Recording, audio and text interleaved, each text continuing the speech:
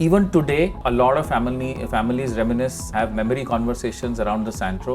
A lot of us have had schooling, have had colleges, have had maybe us coming home in the Santro. सही है। आप में से किसी के पास पर्सनल गाड़ी वगैरह है क्या? पर्सनल गाड़ी आपके पास है ब्रदर? छोड़ देना फिर मेरे को। छोड़ दोगे? अभी लाया नहीं हूँ। जेंट से रिजेक्ट होना पता है कितना बुरा लगता है? लाए भी हो गया, आपने मना कर दिया कि नहीं भाई नहीं लेके जाऊंगा तेरे को। कुछ नहीं होता भाई, पर्सनल गाड़ी पर्सनल चॉइस। सही है बढ़िया। मेरे को भी पर्सनल गाड़ी चाहिए थी जीवन में। तो जब मैं 17 का था ना, मैंने पापा को बोला, पापा ने गाड़ी की चाबी दी, कहते ले ऐश कर। मैंने कहा ऐश करूँ? सेंट्रो दी है आपने। सेंट्रो गाड़ी बहुत बढ़िया है, पर वो पुरानी इतनी थी। वो जब मेरे को मिली वो मेरे से 1 साल बड़ी थी। जब मैं 17 का था वो 18 की थी। मैं लाइसेंस बनवाने गया, वो कह रहा आपका नहीं बनेगा, इसका बन जाएगा। 8 साल लगे मेरे को उस पर सीखने में। 8 साल। इतनी लैंडी किस्म की गाड़ी थी। अजीब से ही फीचर थे उसके। एसी चलाते थे लू लग जाती थी। मम्मी बाजू में बैठी हुई थी, मम्मी ने कहा एसी बढ़ा दे। मैंने एसी बढ़ाया, पसीने छूट गए। वो गूगल मैप्स वाली बोल रही है गो स्ट्रेट फिर लेफ्ट लेके मेरे को उतार दे, ठीक है?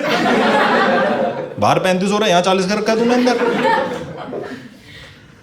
एक तो आप ऐसी गाड़ी पे बाहर निकलो, कोई अमीन नहीं समझता आपको। मैंने भिखारी को 50 का नोट दिया, उसने 10-10 के 5 वापस कर दिए। उसे लगा छुट्टे मांगने आया हूं मैं उससे।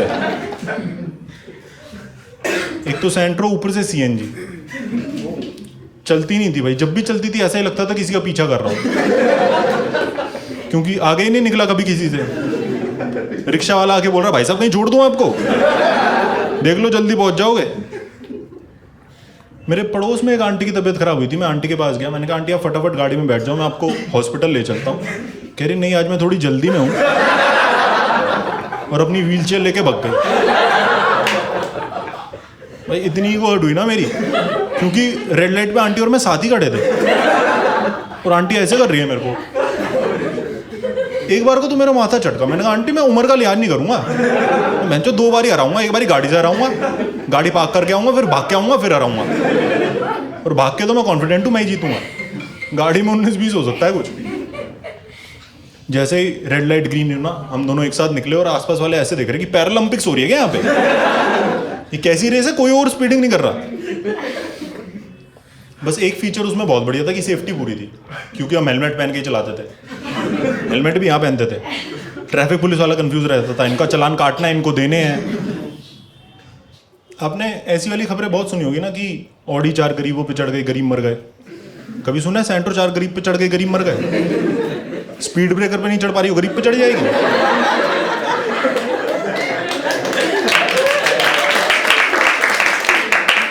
आप चढ़ाने जाओगे ना, छाती पे रुक जाएगी, गरीब भी परेशान है कि पूरी चढ़ा या तो उतार दे। छाती पे रोकने का क्या मतलब बनता है तेरा? सेंट्रो, वैगनआर, इन सब में हिट एंड रन का मतलब है आप हिट करो और फिर पैदल भागो। गाड़ी के भरोसे मत बैठे रहना, पता चली पुलिस आई चालू करने में ही लगे हुए हो। मेरे को पता है इतनी भड़क क्यों है उस गाड़ी से, क्योंकि उस गाड़ी ने पूरा मेरा डेटिंग का जीवन खत्म कर दिया भाई।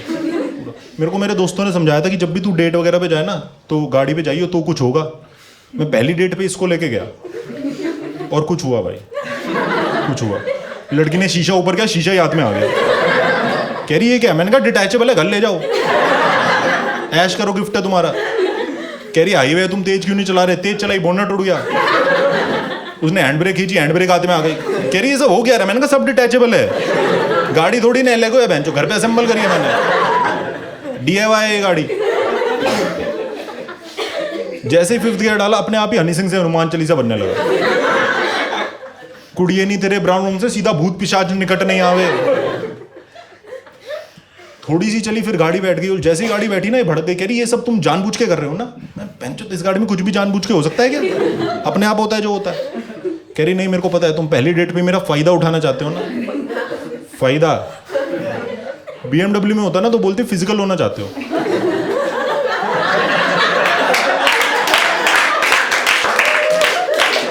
सेंट्रो में था ना, उसे लगा फायदा बोलना पड़ेगा शायद, चमकेगा नहीं इसे।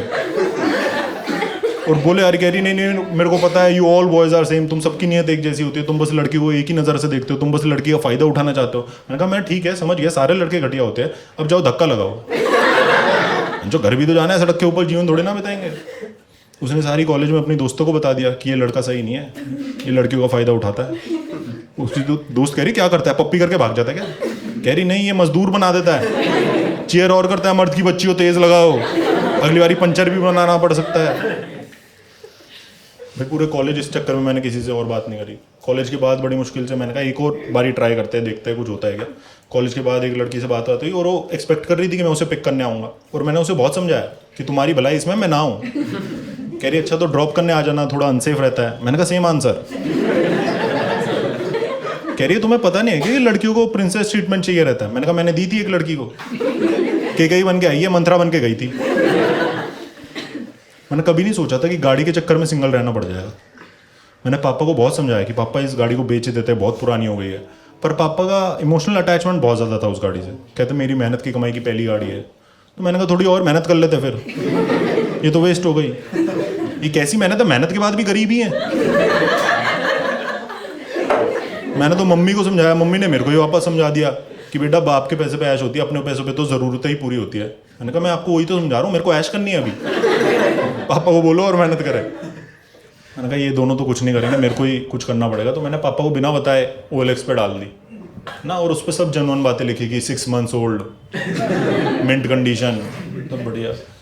बड़े टाइम बाद मुश्किल से एक बायर मेरा और आते ही पूछ रहा है मेरे से कि इसके कुछ फीचर्स वगैरह है। मैंने कहा भाई बहुत सारे हैं, रोज मेरे को भी नहीं पता चलते हैं, सारे मैं भी नहीं डिस्कवर कर पाया।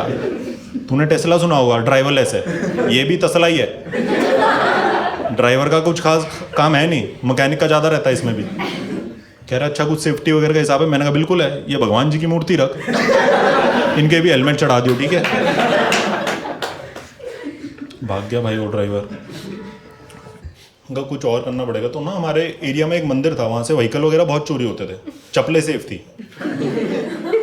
तो मैंने कहा बढ़िया इस गाड़ी को लेके जाते हैं। मैं पापा गए गाड़ी के लिए, जैसे ही हमने गाड़ी वहाँ पार्क करी ना, पापा प्रसाद वाले से पूछ रहे भाई साहब ये यहाँ से गाड़ी चोरी तो नहीं होएगी? वो कह रहा आप इसमें चाबी लगी छोड़ो, जब कोई नहीं चुराएगा इसको तो। मैं कहा यार ऐसा तो नहीं है, इकलौती गाड़ी वही खड़ी है, चोरी तो हो ही सकती है, चोरी होना तो बनता है इसका।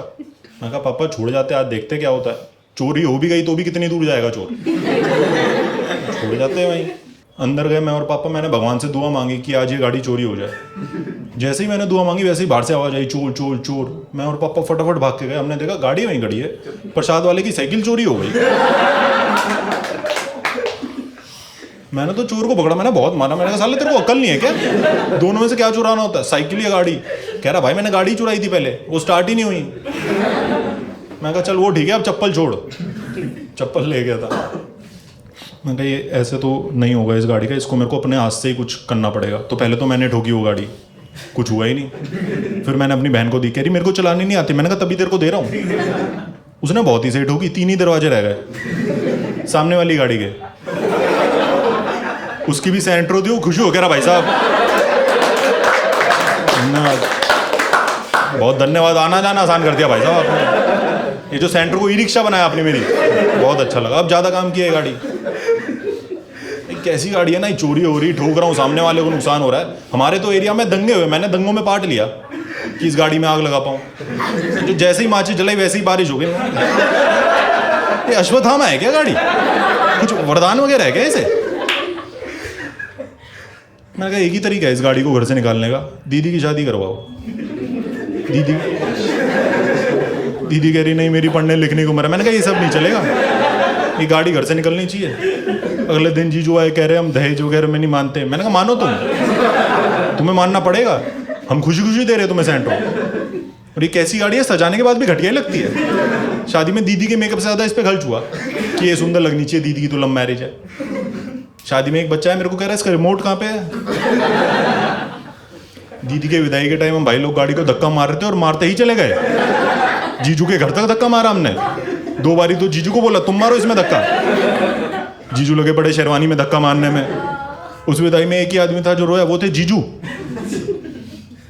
फाइनली वो गाड़ी घर से निकल गई है ना। और मैं भी कमाने लग गया हूँ। तो जब पापा कमाते थे तब सेंट्रो थी, अब मैं भी कमाने लग गया हूँ तो अब स्कूटी है। ये देखो भाई, नहीं की चेन है, यही की चेन सेंट्रो में भी थी, यही स्कूटी में भी है। अब मम्मी बोल रही है मेरे को भी मेहनत करनी है, मैंने कहा मत करो, साइकिल पे आ जाएंगे, साइकिल पे ये की चेन होगी, बहुत खराब हो जाएगा।